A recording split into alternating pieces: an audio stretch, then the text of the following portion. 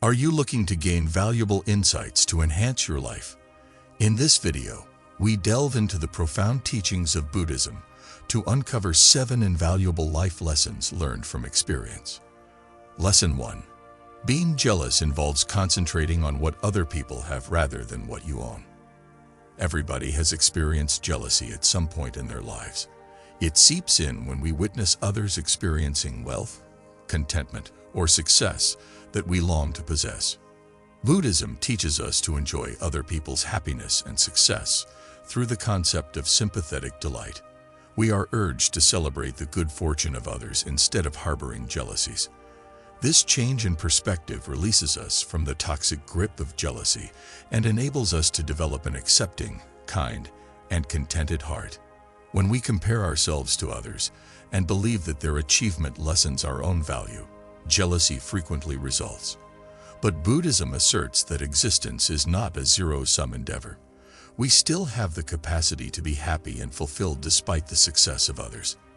In actuality, we become increasingly disconnected from our own inner resources the more we focus on what others possess. Through cultivating thankfulness, we can change our perspective from lack to plenty. No matter how little it may seem, gratitude enables us to recognize and value what we already have. It tells us that a profound sense of inner calm and fulfillment leads to contentment rather than material goods or accomplishments. Conversely, jealousy is like a cloud that blocks out the sunshine of thankfulness. We may truly appreciate the beauty in our own life once we let go of our envy. One effective way to deal with envy is through meditation. We become objectively conscious of our ideas and feelings through meditation. This knowledge provides us the ability to spot envy when it appears and the room to react kindly rather than reactively. When we are feeling envious, we should gently remind ourselves that every person has a unique journey and that the story behind the scenes often lies beyond the surface. Like us, every individual has their own hardships and obstacles to overcome. Jealousy is ultimately only a diversion. It keeps us from living fully in our own lives and draws us away from our own purpose. We can let go of jealousy and concentrate on our individual journeys by engaging in mindfulness and compassion practices. Lesson 2. Don't believe everything you think, because your thoughts aren't always true. It is one of the most releasing lessons in Buddhism to learn that our perceptions of reality are not always accurate. Thoughts are continuously coming to mind, and a lot of them are predicated on presumptions, anxieties, and previous encounters. But just because an idea occurs doesn't mean it's true. For instance, we could have a reoccurring thought like, "I'll never succeed," or "I'm not good enough." Despite their intense emotional content, these ideas are frequently motivated by ingrained fears or a fear of failing. These are narratives we tell ourselves, not infallible facts. This is called samskara, mental conditioning, in Buddhism. Our vision of the world today can be influenced by the experiences that have shaped our thoughts in the past. We bring pain onto ourselves when we cling to these negative ideas, but when we are able to look at them objectively, we see that they are nothing more than mental constructs rather than tangible reality. This is when insight meditation training really shines. We can better understand the nature of the mind by observing how our ideas rise and fall like ocean waves. We eventually come to realize that our thoughts are not always real. A key lesson in Buddhism is the idea of no self. This lesson enables us to realize that our thoughts do not define who we are. The self is a dynamic process that is constantly evolving rather than a static, unchanging thing. Our ideas do not define who we are. Rather, they constitute a component of this process. We can break free from our identification with thoughts by acknowledging their transient character. Lesson 3. Making a change is the finest approach to express regret. Although they are a necessary initial step, apologies are not the end of the process. In Buddhism, expressing regret is more than just saying, "I'm sorry." It also involves owning up to our errors and making a commitment to do better. Whether our actions are deliberate or not, we must express apologies when we injure someone, but mere words are insufficient. It is imperative that we accept accountability for our deeds and demonstrate our resolve to improve our conduct. This is an example of the law of cause and effect, or karma. Every action we perform has a reaction, and by altering our ways, we can produce constructive karmic imprints that promote healing and peacemaking. Mindfulness is also necessary for changing and apologizing. We must give the individual we've mistreated our whole attention and pay close attention to their worries and sentiments. We respect their experience and make room for healing when we are present. Additionally, mindfulness enables us to remain conscious of our own behaviors, allowing us to intervene before repeating past mistakes. Being a change agent is a kind of giving. We show the other person that we value the connection and are prepared to make an investment in its development by giving the gift of our time, effort, and dedication. This enhances our relationships with people and fosters trust. Forgiveness is also emphasized a lot in Buddhism. To be forgiven is not to support bad behavior or downplay the importance of making changes. When we acknowledge that we and other people are capable of development and change, true forgiveness emerges. Sincere apologies and actions of transformation foster an environment that is conducive to forgiveness in our interpersonal interactions, as well as within ourselves. Lesson 4. Not all positive adjustments feel pleasant initially. Although it is an inevitable aspect of life, change frequently causes discomfort. Buddhism says that when we cling to the status quo or oppose change, suffering results. Even though many of the changes we oppose don't feel good at first, they are often possibilities for improvement. The idea of impermanence, which serves as a constant reminder that everything is subject to change, is intimately related to this lesson. Consider a period in your life when you had to deal with a challenging change, a job loss, the end of a relationship, or a significant life transition, for example. It might have seemed like your entire world was collapsing at that time. However, you probably developed new perspectives, strengths, and insights over time that you wouldn't have without facing that difficulty. Buddhism says that our attachment to the familiar is often the cause of our unhappiness when things change. Our identities, our habits, and our sense of security grow to be cherished. We experience instability when these items are threatened or taken away. However, this instability is a normal component of the transformation process and does not indicate that something is amiss.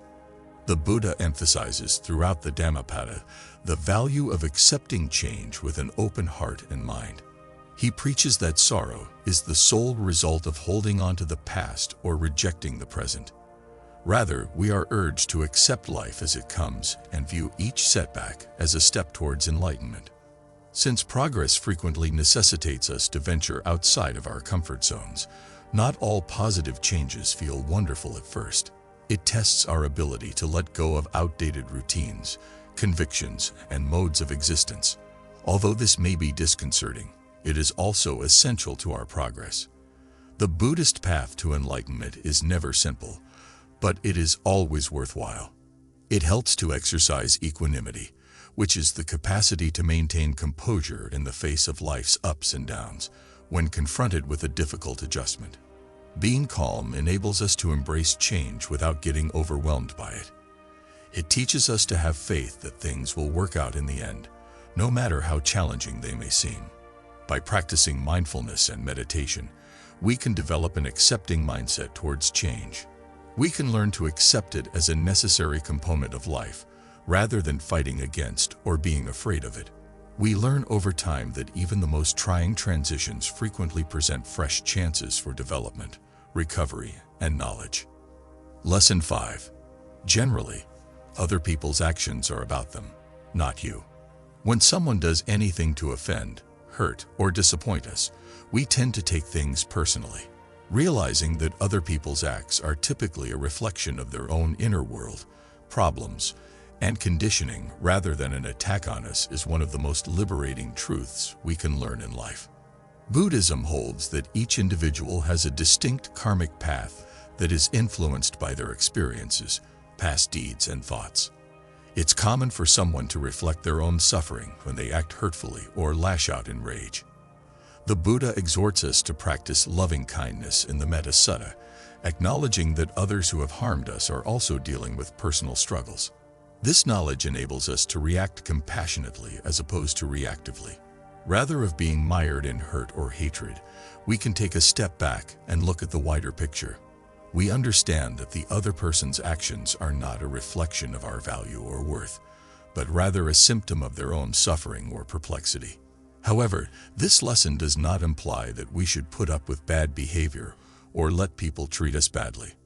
Our health depends on having boundaries, and Buddhism teaches us to treat others and ourselves with kindness. This entails both acknowledging that the other person's behaviors are a mirror of their own karma and speaking up for ourselves when necessary. We prevent needless misery for ourselves by not taking things personally. We learn to focus on our own journey and let go of the need for affirmation or approval from other people. We are able to keep our inner calm in spite of the actions of others because of this detachment. Lesson 6. Don't let your impatience drive you to accept less. Buddhism places a lot of emphasis on the virtue of patience. One of the most important steps on the road to enlightenment is the practice of forbearance. We lose patience with the process of development, recovery, or achievement, and to spare ourselves pain, we compromise. However, settling for less frequently results in unhappiness along the road. We design a life that is out of step with our own values and capabilities when we make snap judgments or settle for less than we deserve. Buddhism instills in us the belief that everything happens in its own time and to trust the process. Before becoming enlightened, the Buddha himself spent years in intense meditation and introspection. His experience serves as a reminder that real transformation is a process that takes time to complete, and that wisdom and fulfillment do not come easily. Craving is the source of impatience. We are drawn to simple answers, fast fixes, and instant satisfaction. However, Buddhism asserts that suffering arises from desiring. Being patient helps us to trust life's natural flow and let go of our need to control the outcome. This doesn't mean we give up on our ambitions. Rather, it means we approach them with composure, understanding that everything will work out in good time. We develop resilience and inner strength by being patient. We gain the ability to maintain our commitment to our goal despite difficult or protracted obstacles. We choose to have faith in ourselves and the process because we understand that fear or uncertainty frequently leads to settling for less. Lesson 7. It's acceptable for people to occasionally follow their own paths. Accepting that each person is traveling a unique path is one of life's most crucial lessons. When the people we care about follow different paths or make decisions we disagree with, it can be challenging. But Buddhism teaches us to appreciate the fact that every individual has a unique life purpose. It is not our place to try to influence other people's decisions. Others are free to choose their own path, just as we are free to choose our own. This is letting go of the desire to force our opinions or expectations on someone, not that we cease caring about them. We develop composure when we acknowledge that everyone follows their own path. This enables us to remain calm and balanced even when people around us make decisions that we disagree with or don't understand. We have faith that they are growing and learning in the same manner that we are. It's critical to keep in mind that while our paths may briefly cross with those of others, each person is ultimately in charge of their own personal growth and spiritual development. We make room for unconditional love and acceptance when we let go of the impulse to dominate or pass judgment on other people. Even if their path deviates from our original plan, we accept their autonomy and their trip. These 7 lessons provide a way to a deeper level of comprehension, contentment, and calm. They are derived from both personal experience and the spiritual teachings of Buddhism. Accepting these realities teaches us how to live more wisely, compassionately, and mindfully. We trust in life's natural flow and let go of the need for control, comparison, and impatience. Every lesson serves as a springboard for emancipation, directing us towards a life of inner tranquility and genuine enjoyment. May we all keep developing, picking up new skills, and realizing the wisdom and beauty life has to offer.